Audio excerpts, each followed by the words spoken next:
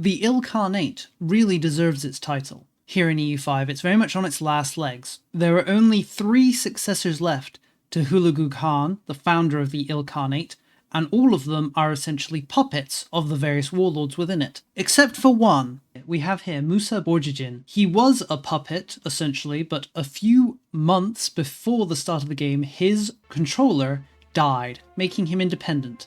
In fact, historically, he actually dies 2 months after the start of the game when he is executed, ending any real chance of a comeback for the Ilkhanate. But let's see if we can't fix that. It's going to be very difficult, as we can see. Purely based on numbers, the Gelarids, who are trying to stop us. So everything is going to depend on basically the first battle we take. If we take a poor fight, that'll be it, we'll be dead. Much like real life. We'll see if we can't stop that from happening. We're going to set the Gelarids as our rival, obviously. And then I guess we'll set Delhi and someone miscellaneous, who doesn't really matter. For our cabinet seats, I would love to foster a new culture. Unfortunately, it's been broken in 1.2. I think the entirety of 1.2, so we can't foster a new culture. So we'll just have to do without. It'd be nice to create a new Mongolian culture here in the Middle East, but as I said, that's not an option. We're going to focus on improving relationships with the Mamluks. We'd like to potentially ally with them in the future. We'll also build a spy network against the Gelarids, just to make it easier for us to siege down their provinces or their forts. Money is going to be a bit of an issue. Because we are an army-based nation, we're going to have to spend a lot on our army maintenance because that's what our entire country is based around. We can bring down our diplomatic spending a bit though, just to save funds, but we're likely going to have a big problem with funds, at least until we really start conquering. Now, for the moment of truth. There is a large army of Gelarids here, 3,000 of them, which is nearly their entire army. We need to fight and defeat that stack. We're going to try and gather our army as fast as possible and hope the Gelarids make an error. We can kind of see they've got 3,000 men over here. If they choose to invade, we should be able to beat them. It's going to be quite touch and go though. We're going to set old Musa as our general because he's the only one we can set as a general. And then we're just going to really hope for the best. We're going to tell people to attach to us. We have a vassal here, so he'll attach to us and help out a little. We're really just hoping our ally up here can do something of anything. At the very least, he'll distract most of the Gelarid vassals. Alright, we've brought our army together. It may look like we have equal numbers, but they have 600 heavy cavalry, while we have only 37, the rest of our army being light cavalry. So quality-wise, they are better than us. We can see here the Gelarids have decided to make a move, and they've lost half their morale. If we were in a good spot, we could jump them and potentially stack wipe them. We're going to jump them. This will basically decide it. We either win this battle or we're dead. And the answer is we win the battle. They're low morale, and I don't think they actually appointed a general. No, they didn't. That cost them it. That is pretty much the entire Gelarid army. That is all of their regulars. Now there's a lot more potential for us to actually win. We're going to keep their soldiers as our captives. One of the things we can do is actually just execute them. There's a few things we said about executing. Basically, we have a choice. If we execute the Gelarid soldiers, they will collapse after this war happens. They'll disappear, all their vassals will become independent, and all of their land will be taken over by local nations, as they are an army-based nation, just like us. So we have a choice. We can either shatter the Gelarids, or we can keep them around kind of as a punching bag. Both have their benefits, both are viable, but I think we're going to go the execution route. We're just going to execute these soldiers right now, meaning the Gelarids no longer have any regular soldiers, and unless they make some during this war, which I suppose they might do, then they're kind of done for. One of the things we'd really like is for their vassals to become disloyal and stop supporting them. I'm not sure that's going to happen though. With the Gelarid army gone, we're going to move on Baghdad. It's actually going to be quite fast to siege it because of our high offensive, which reduces the time it takes to siege it, and their high offensive, which reduces their fort defense. We will need to keep an eye on things though. Even though the Gelarids are gone, we're still outnumbered just by their vassal armies. Hopefully our allies with their large cavalry army will be able to do some damage to the vassal armies. In my experience though, they kind of just go up here and siege these forts, which isn't really a good use of their time when they could just be stack wiping the enemy armies here, which are much smaller than them. In fact, it looks like they are coming over. That'd be great if they just stack wiped these few thousand enemies. We're also going to keep an eye on the separate sue for peace action.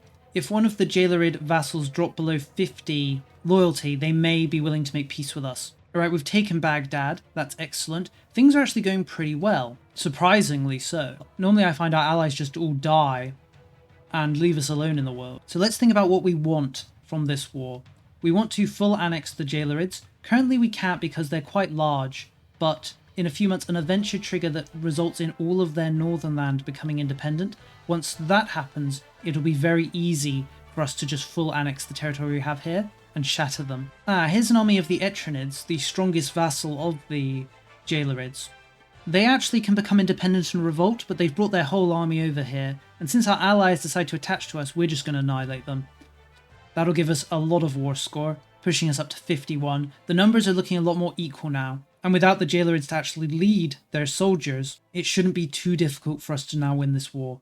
We're really just waiting on the event that causes the Jailerids to lose half their nation. And there it is. We can see that all of this territory is now independent. With this nation now independent, I think we should make peace right now. We could extend the war out a fair bit, but there's always the risk, since we are outnumbered, there's a risk that mainly our allies, lose a fight, right? And then we'll be back on low war score. So I think we're going to peace now. We're going to take all of their land and as much money as we can. We're also going to take a bit of land from their vassals. As I said, we could siege down these forts and maybe take even more land, but let's not take the risk. Better to just take this land now and peace out. There. The Jailerids still exist, but they don't have any money or an army, so actually they're going to dissolve within a day. Yep, there they go, they've dissolved.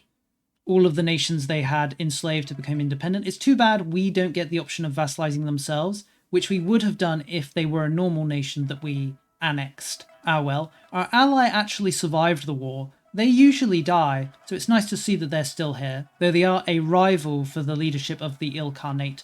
The Ilkhanate is kind of bugged in this version, but to be fair, what isn't bugged, right, in EU5? So I made my own little patch to just make it so it doesn't automatically dissolve, which it does do if only one nation is a claimant to the Ilkhanate, because it checks to see if there's any Ilkhanate claimants, and if there aren't, it dissolves. But if you're the only claimant, or there's only one claimant, that claimant gets upgraded to the leader of the Ilkhanate, which means they stop being a claimant, which means if the Ilkhanate has a leader, it dissolves, because it doesn't check to see if there's a leader before it dissolves. It only checks to see if there's a claimant. So I simply corrected that. Now, the economy is going to be hard to deal with. We have to spend money, of course, on our regulars, as that's what our entire country is based around. And we've now gained a lot of territory, which is, honestly, we should probably start with a core on Baghdad, because that was our center of operations, as it were, in real life. But who am I to tell Paradox how things should be? We are going to demolish some of the forts we have. It's kind of tempting to keep them, because, you know, one bad siege and we're dead. But to be fair, one bad fight and we're dead, right? Because we're an army-based country, so we'll just lose the forts. They're not going to save us. We're still not doing well money-wise, though.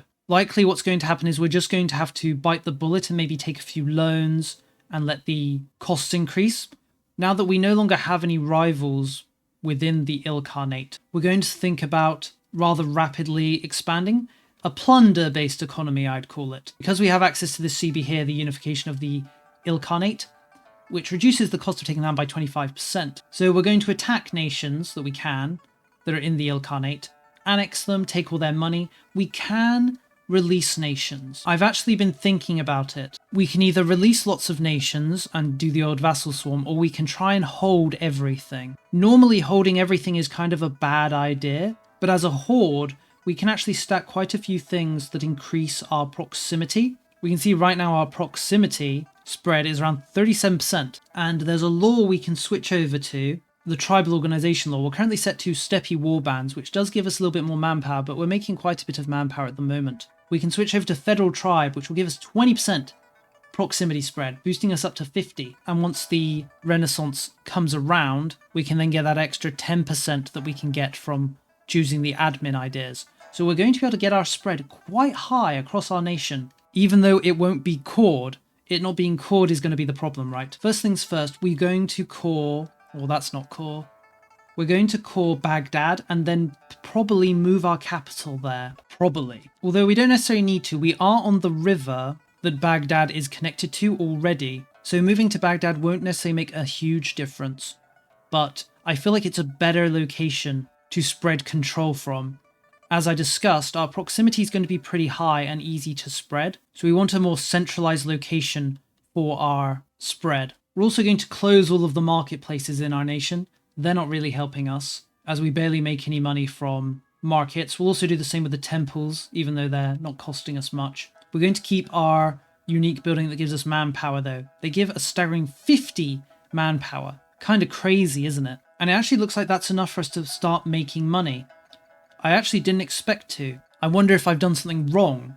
See, there we go. Now we're not making money, as it should be. We're going to start fabricating claims and building spy networks kind of very aggressively. Unfortunately, we can't attack the nations that have just all been spat out by the jailerids because we start with truces with them, obviously. We're going to need to wait 10 years for the truces to expire. But there's lots of other nations we can beat up and extract wealth from, and land, obviously. We're going to expand into the Persian heartland. We'd like to get a lot of these little nations that are hanging around here and bully them, take their money, and take their land. I might start releasing nations once we get quite far afield from our core area. Here's our first parliament. As discussed, we're just going to prioritize switching over that law just for that extra 20% proximity spread. Right, now to attack our first enemy. These guys do kind of outnumber us in their levies, but our regulars alone should be able to beat them, right? They do have an ally.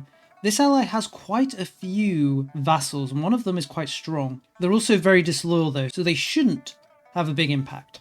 We'll declare war. Because our Ilkhanate CB is a show superiority war, it shouldn't be too hard for us to really just get the war score up from winning battles.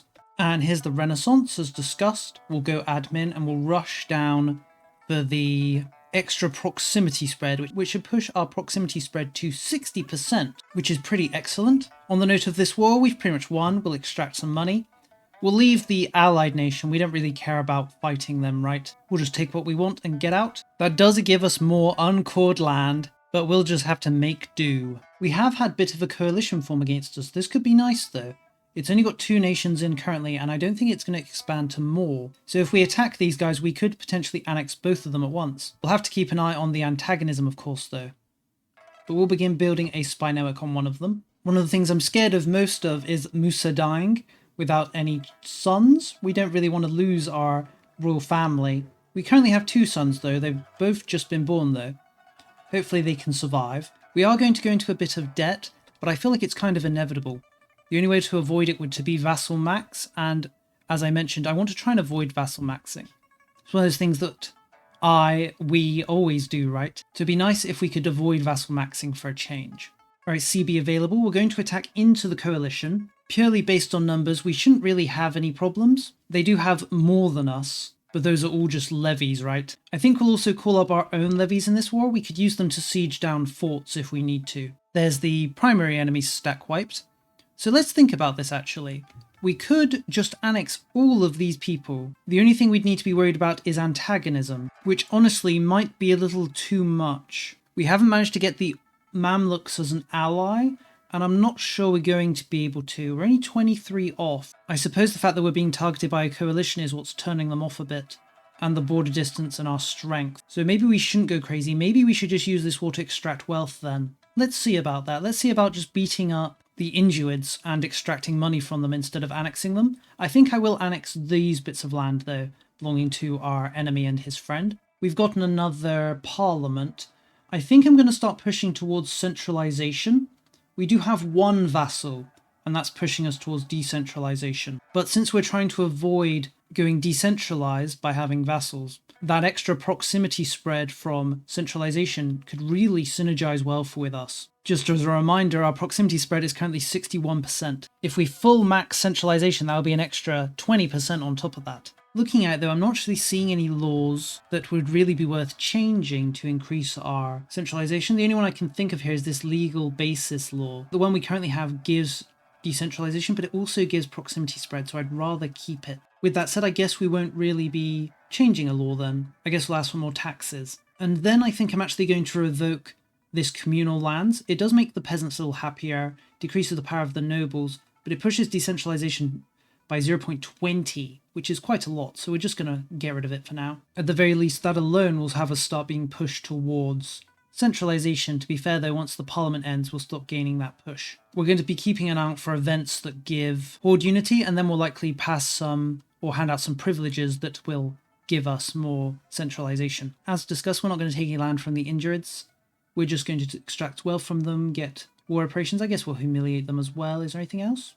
I guess we could force them to release land, right? They do have a vassal who we could take away from them. I'm not sure I want to do that though, because we can eventually gain that vassal for ourselves when we conquer them. So I guess we'll just do that. Thinking about though, maybe we should have done that just because, you know, I don't really want to have vassals, but I guess we've already done it now. Now let's go over and deal with our actual target. He does have a fort, so we'll need to siege that down. Or we may not do. We've actually managed to get enough war score just from occupying all of his land, plus the war score we've gained from winning battles and the ticking war score. So he should just capitulate in a second. Yep, there he goes. So we could just full annex these guys as we talked about. Who would get angry from this? The annexed nation, obviously. The Indurids would also hate it, but they already don't like us. These Hammerids wouldn't like it, and some of the other nations in the area. Are we too bothered about that though? Maybe we are. Maybe we should try and get our alliance with the Mamluks in place before we go too crazy with expansion. The thing is, getting alliance with the Mamluks is easier said than done. When our daughter comes of age, we'll likely marry her off to the Sultan of the Mamluks. That's around 10 years from now though. I guess if we do get attacked by a coalition, we at least have our ally up here. They're still around, so it's not like we'd be alone in the world. You know what, let's just do it. Part of being a horde is expanding like crazy, right? And not respecting people's boundaries. So we'll continue to expand. We've got a minor revolt from the Kurds. This will be kind of good, I guess. We'll be able to beat them up and extract a bit of money from them. Money being something our nation is sorely lacking. There goes our ruler. I suppose we're lucky he lived as long as he did since he was indulgent, which reduced his life expectancy. There's a genuine risk of us ending up in the Horde civil war now, which I believe will remove our rulers, which we very much want to avoid. We want to keep the Borjigin family in power if possible. I think if we can get our unity up to 60%, we should avoid the disaster. We'll just have to hope. The Black Death has also showed up. We'll see if we can't weather this storm. In fact, is it even in my lands right now? Yeah, I guess it's here. Alright, we've managed to avoid the disaster by rushing our whole unity up to 75%, but the economic situation is becoming so damaging. We're actually close to bankruptcy now. We could bring down our court spending now though, but even so, I think I'm going to have to bite the bullet and release some vassals. I hate to do it, I really wanted to go without vassals, but sometimes we don't get to do what we want to do. So let's release some custom subjects. We'll release them in the land that's rather far afield from our core area. If we look at the proximity map mode, we'll release mainly this territory over this way. Shedding that land will of course bring our costs down, and once those nations come online, they'll start paying us money. Let's wait a little bit to see if our economic situation improves. And would you look at that, we're only a ducat away from actually making a profit. We could release more land, I guess. Since quite a bit of our land isn't actually cored, we'll just give some of that up as well. We've currently got a parliamentary issue. We could go for balance the budget. We're doing fine on inflation, but it will at least decrease the bank interest for a bit and decrease one of the loans. It depends on whether we're able to pass it though. We'll go for it for now, and hopefully we're able to pass it. Now that we've spread out a little bit vassal-wise, we're going to go on the offensive again. We're going to attack this little gaggle of nations here. They're not very large, but we might be able to extract a little bit of wealth from them. We also managed to finish coring Baghdad. That's nice. It only took like nearly 20 years, but at the very least it's now a core. It's unlikely to improve our current situation though. When it comes to these small little tiny nations, we don't really have a reason to tolerate their continued existence, so we won't. We'll just annex all of them for the moment. Right, that's this war done. We'll annex all of the tiny nations, take all of their land, and then we'll just hand out some new vassals in the area to manage land for us, unless we have already released a vassal to manage these lands, which we have in one case. Give them the rest of the land. In fact, we have in another case too, so we'll give him the land. Then we immediately have a civil war trigger. Shouldn't be an issue though, because as usual, we don't have any forts in our nation, so we'll just walk into the rebels and take their land until they no longer exist. Perfect. Our daughter has come of age. I think I mentioned her a while ago. We're going to marry her off. We'll try to marry her off to the... I'm not seeing the option here actually. Maybe we have to do it from her screen. We can't actually marry to the Mamluks because they're a monarchy, and apparently tribes can't marry to monarchies. So the old marrying our daughter to the Sultan of the Mamluk strategy is out the window. To be fair, I'm not even sure we need to ally with the Mamluks. It's not like there's anyone in the area who could really challenge us, unless, I guess, Timur could always show up, right? I suppose that's a bridge we'll have to cross if it does show up in front of us. Now on to our next target. There is a bit of a coalition against us, but this is actually fine. We'll bully the Ingenids and whoever else has joined that we don't want to take land from just yet, and then we'll annex everybody that we do want to take land from. Sounds perfect if you ask me. There goes the mighty Ingenid army. Us and all our vassals are far too much for them. There's only 25 soldiers left, so we'll tell all of our vassals to do their own thing, and then we'll spread about, see if we can't blanket siege the place down. And our son came of age, finally. We once again have a Khan. Let's have him marry a bunch of the women lounging around in our country as quickly as possible so that he can potentially produce some offspring. Now, the Ingenids, we've defeated them. We could extract 100 ducats from them and war reparations. Should we take some land as well? I'm actually feeling like we should. Before I was worrying about potential coalitions, but I'm not really sure that I'm that bothered if one does form. As long as it's no one crazy, right?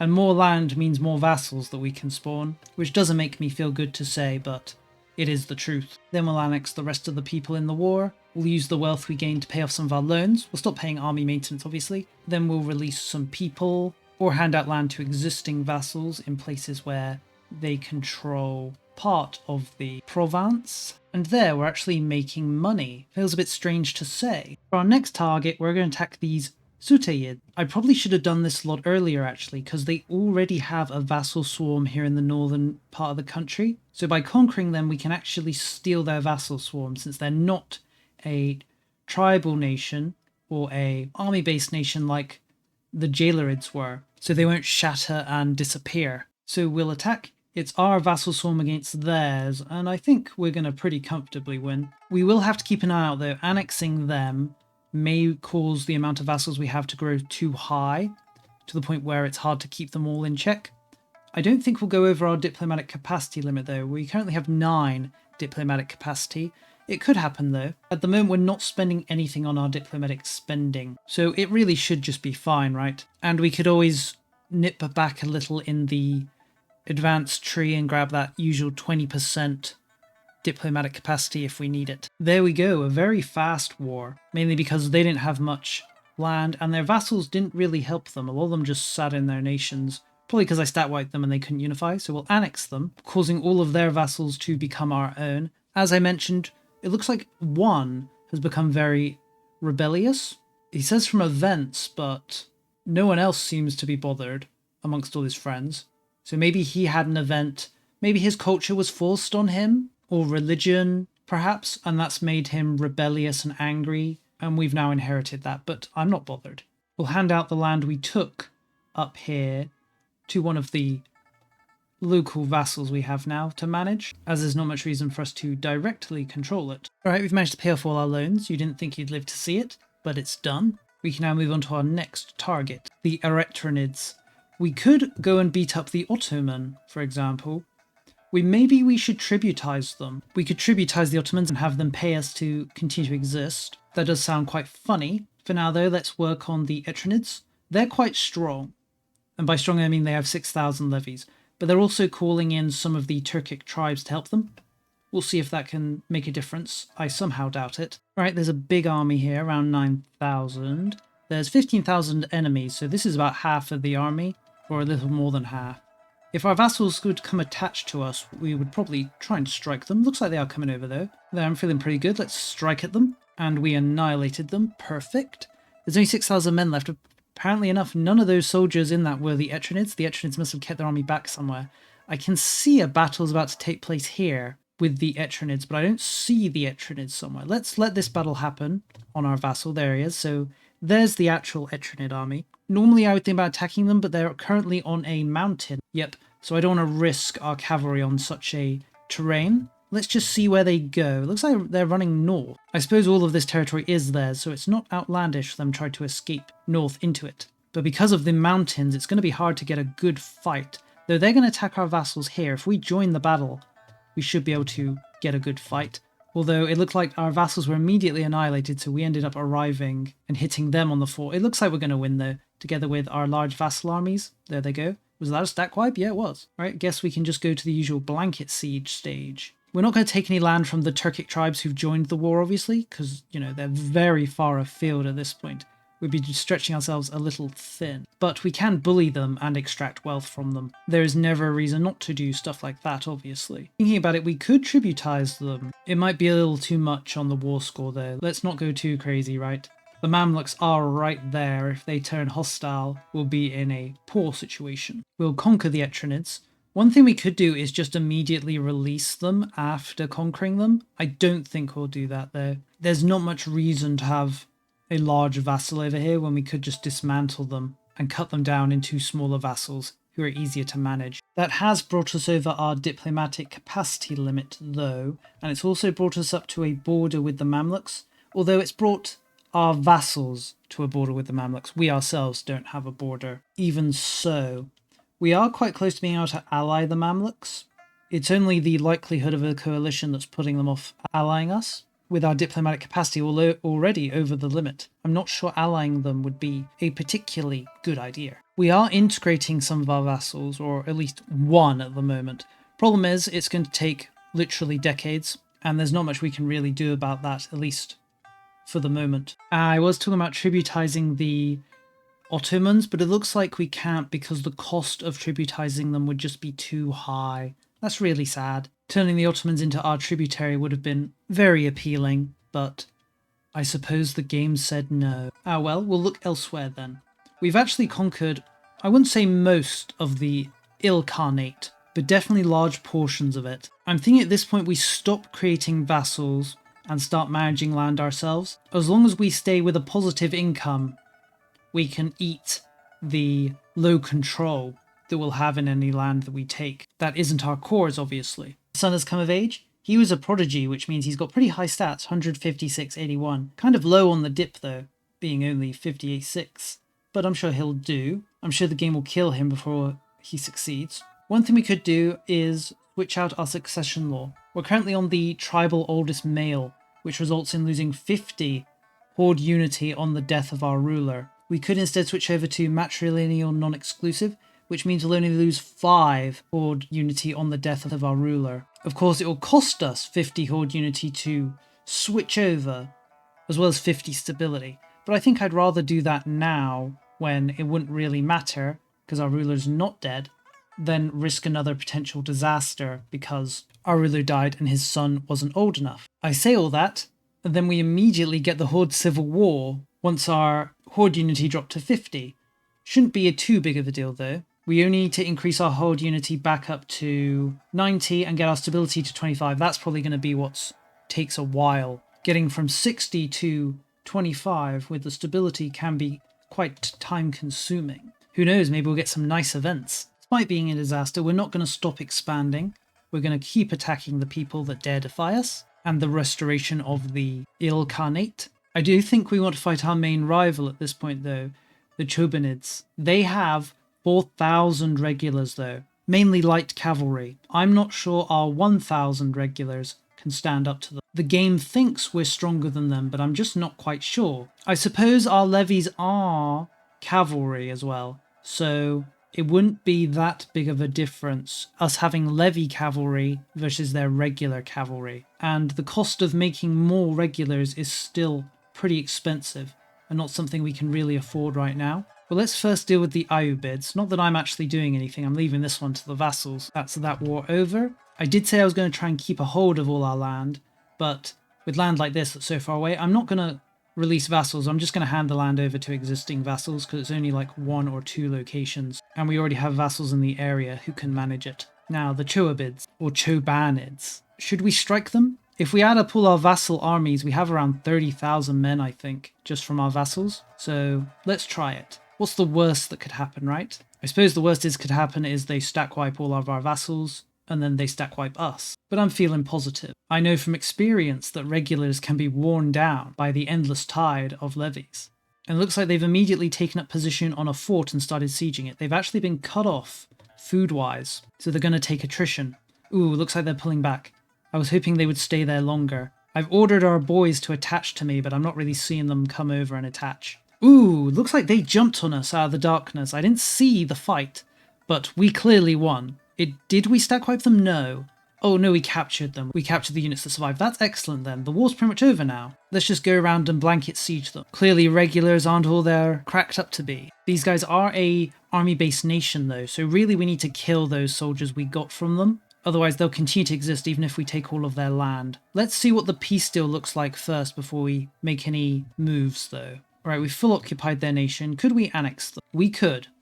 Who would it anger? Funnily enough, not really anybody. The main people that would get angry is our ally in the region. I guess the Golden Horde would take some offense.